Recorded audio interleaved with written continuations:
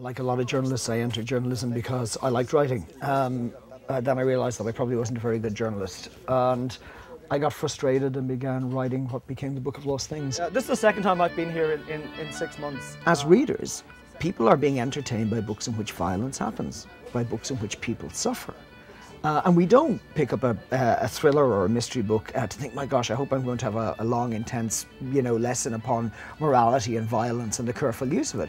We read it to be entertained. And as writers, we tread a thin line between entertainment and also trying not to exploit violence. And inevitably, I think you overstep the line occasionally. It's almost unavoidable. But I do try to use violence in a way that really brings home to readers just how awful the effects of it are. And in the Unquiet, which is the latest book, there is a real step away from that. I've become very reluctant to use violence in that way, and the violence in the book is quite sparing. Thank you so much. Thank you very much. Take care. Readers, I think, almost expect to have a certain amount of access to writers that they wouldn't have had before.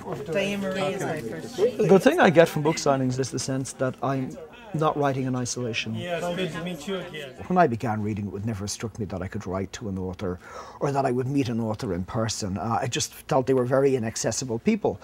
Now I have a website, there's a discussion forum through which people can contact me and write to me. And I like that element of contact with readers because writers work largely in isolation. We work in a little room, we type away, we throw these books out into the ether, and eventually they become this product that appears on a shelf. And there's something very fulfilling about having time to talk to readers and to meet people who place a value upon what you do.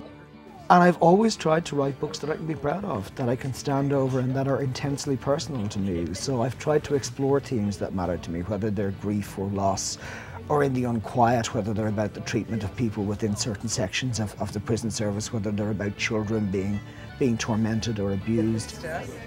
The themes of the books, I suppose, come out of my own life. And will always do so, I hope. If I were to write a book that didn't, I don't think it would be a book worth reading.